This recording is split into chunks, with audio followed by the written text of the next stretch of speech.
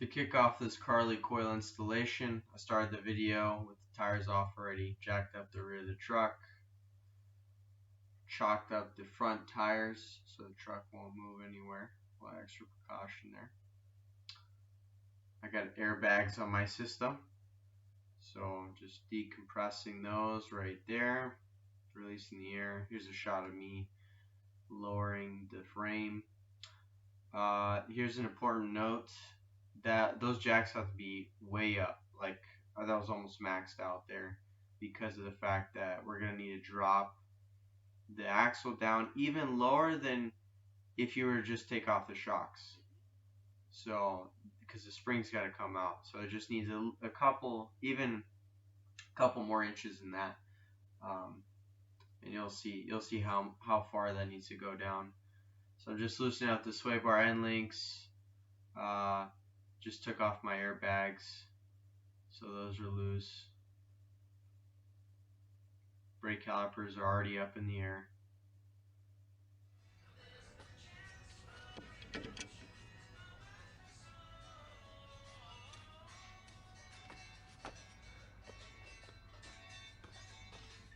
Onto the shocks. Top bolt and bottom bolt. I have a video of the rear king shock installation, so you can watch more of that in depth if you want to watch that in another video.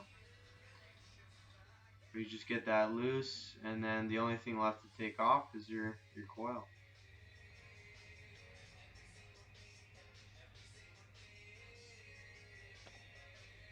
So that's basically how far you want your axle to drop.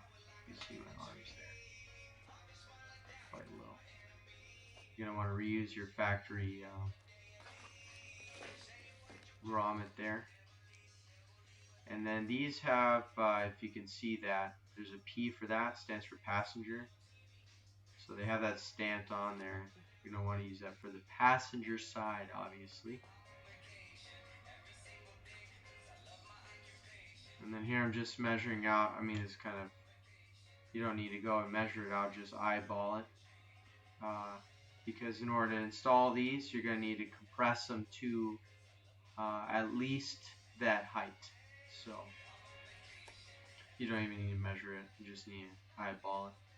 I just use regular Harbor Freight spring compressors here.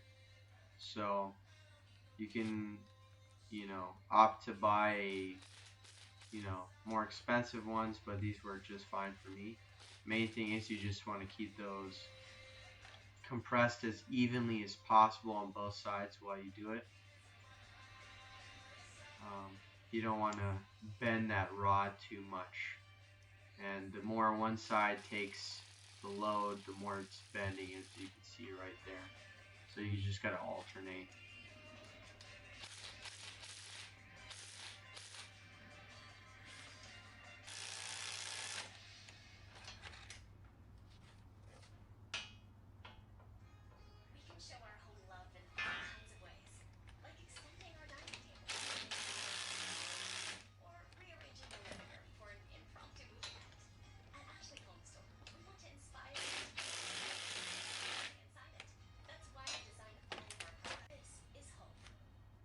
And then also you got to note where it naturally sat before.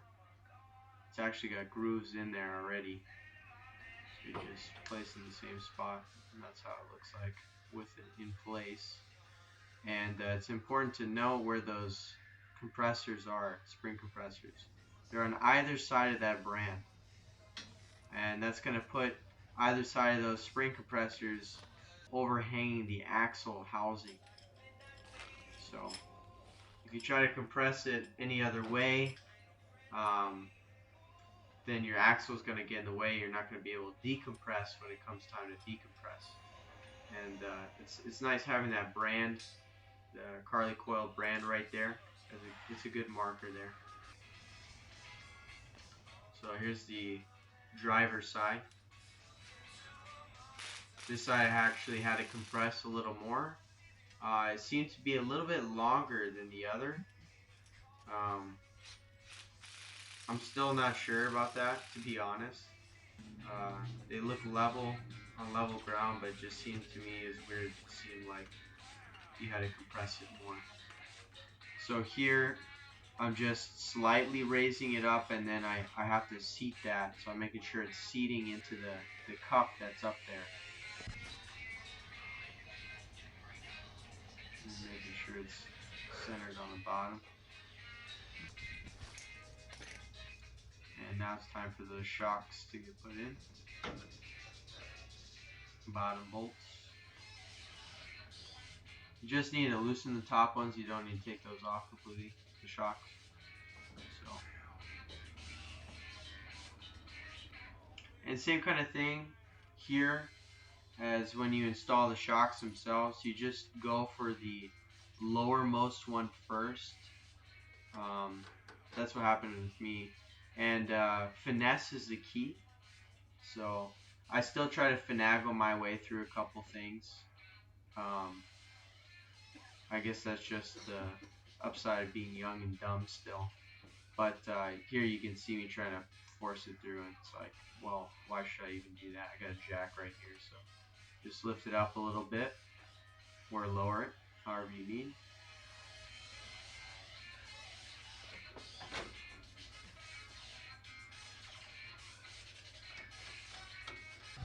So lowermost one.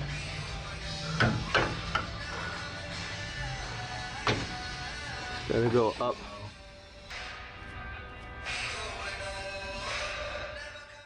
And while you're lowering it and raising it, you also need to make sure that those springs are not losing their spot, that they're still centered where you want them to be. So you just double check. You don't need to really check when you're loading them up like this, but when you decompress, you definitely do.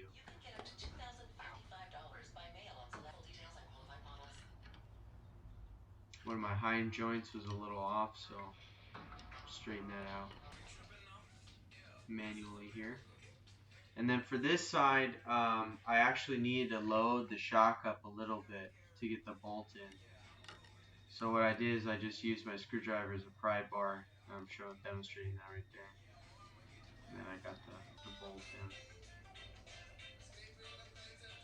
Now it's time to take the spring compressors off when your lower shock bolts are installed.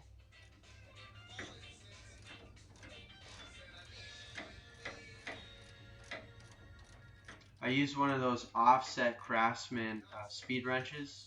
That was really the best tool for it.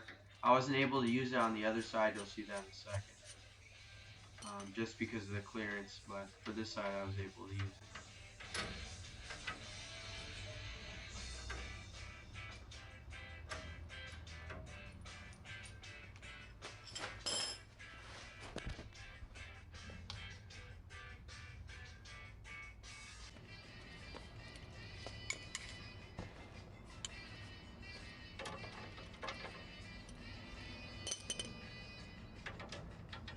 As you can see on this side, I don't have any clearance for my socket, so Crestone will work just fine. Takes a little longer, but it'll slide through the spring, and you'll be able to get it off.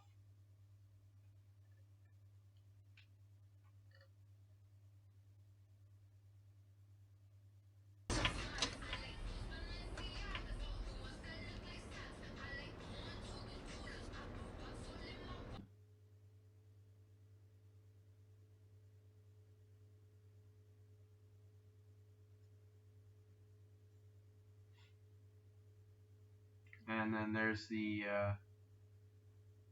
put the calipers back on. That's what it looks like. Load it up. So there's a slight bend to that. I spoke to Carly. That's actually normal. So it was the side to side. At this point in the install here, I thought it was an issue. I thought I needed to lengthen or shorten my arms. Maybe adjust the angle, but that's just normal. That's just fine there.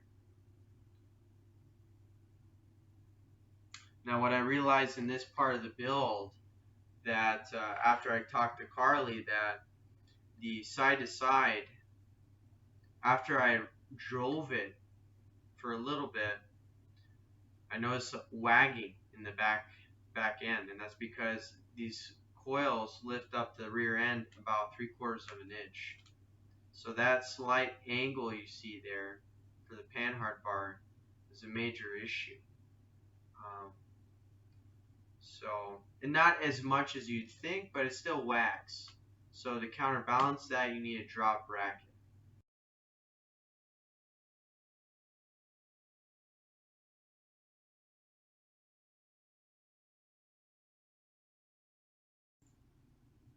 This is the drop bracket install portion of the video.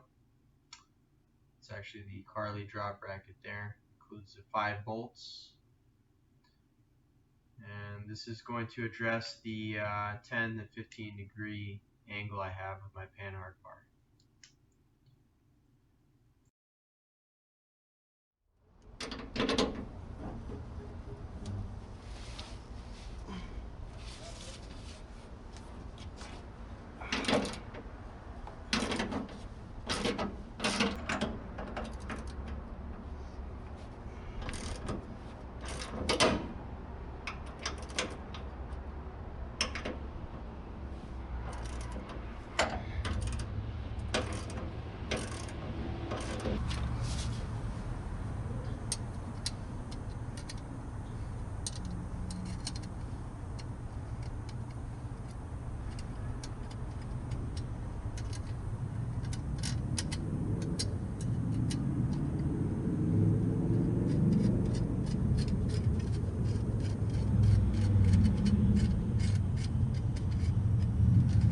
This actually goes in here like this.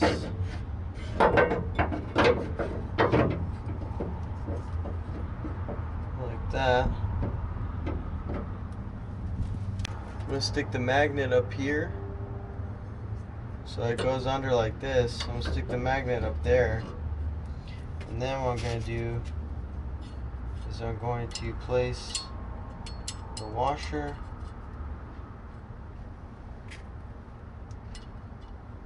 and the nut like that, so it stays together. And I'll thread it through from the other side. This was one of a couple options I tried, a couple methods I tried, and it didn't work out. It's definitely a possibility, but definitely did not work out. There wasn't enough back pressure on that nut. Try it like this. So what I came up with was this right here. You got a magnet stick, telescopic stick, whatever you call them. You get one at O'Reilly's or wherever, auto parts store. And you just use the back pressure. You put it on the side. Use the back pressure of that magnet, and you keep that in place right where you need it over the bolt hole, and that will give you enough to thread that bolt through. And this was the winning method.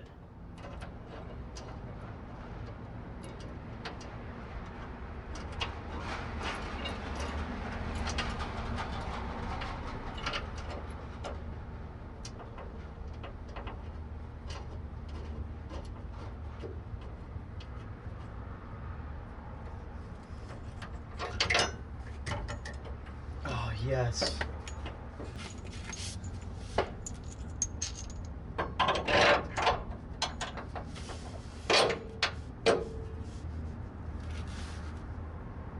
So I'm just putting the bolt back in where the old panhard bar used to sit, pivot, and that's for the index. I'm going to index this thing now. So, and now I'm actually realizing that something going on here.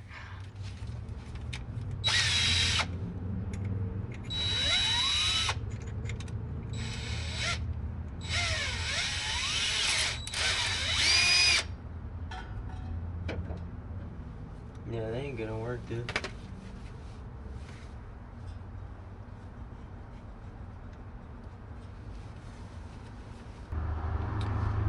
So I got a dilemma. Alright, so in order to drill this, I need the clearance for this. This is welded. So unfortunately I don't have a welder yet. So to circumvent this, since this is a welded unit, I'm going to cut it right here. Cut the tailpipe right here, give me enough room on both sides to put a coupling on there for now. Because I don't have a welder. So I don't want to ride it with the main bolt here and just these two. I want to do it per instructions. So, and I'm going to put the 4 bolts in there. I'm going to come out and say it right now. If you're in a pinch, you can do this. You can put the makeshift clamp on there, or you can put a clamp that you can buy at an auto parts store like I did. And you can get the right size.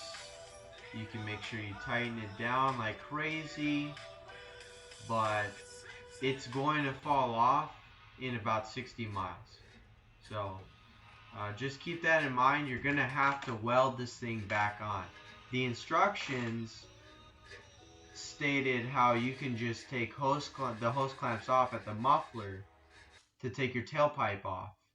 But the problem is mine were welded. Yours might be too. So just keep in mind this is something that you may need to do.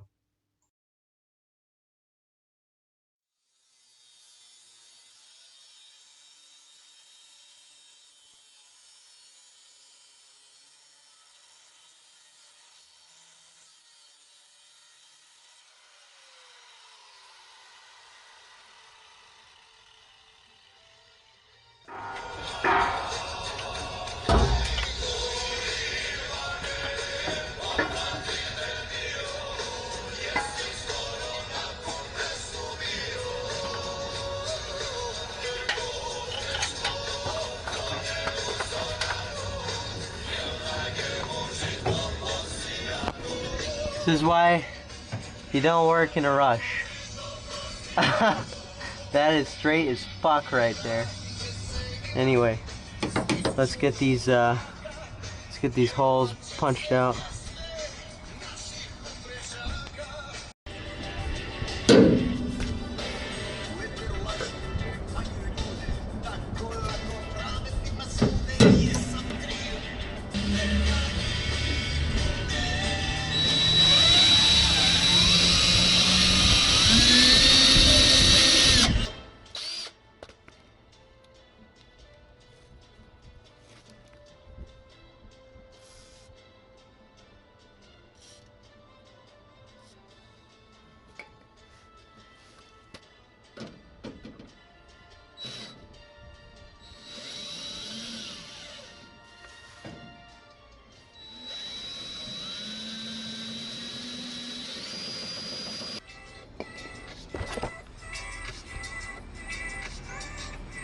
First through hole there. Time for the second one. My batteries are dying.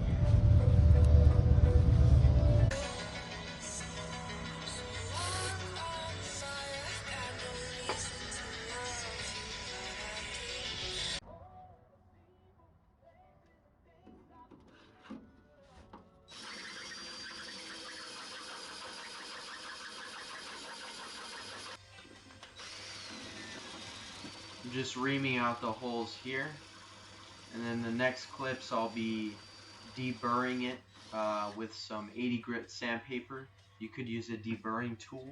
That would actually work a little better. Then I hit it with some flat black paint, spray paint, just to keep it from rusting. And then after that I used a flat disc on an angle grinder just to clean up both sides of that tailpipe. You'd have to do that before welding to prepare the surfaces for the weld, but again, like I stated earlier, I don't have a welder. I went with that temporary solution of a Bondo type seal with a clamp over top. Take my advice, don't do that. It's only an emergency. It only got me about 60 miles, and then it fell off. I was looking at it as it was just flying in the air in my rear view. Cars were swerving. It was insanity. So just keep that in mind.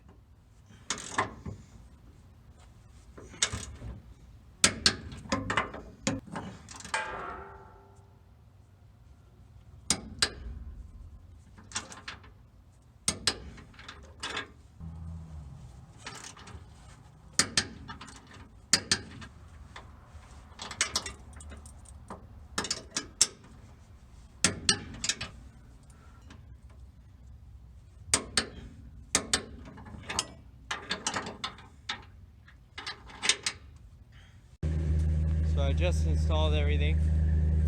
I hooked the tailpipe back on. The bond's got a cure for 10 minutes on idle. So that bond right there, it's got a cure. So I've wrapped some tailpipe bonding on there with the bandage, and then I put a clamp on there, and that is pretty strong. That ain't going nowhere.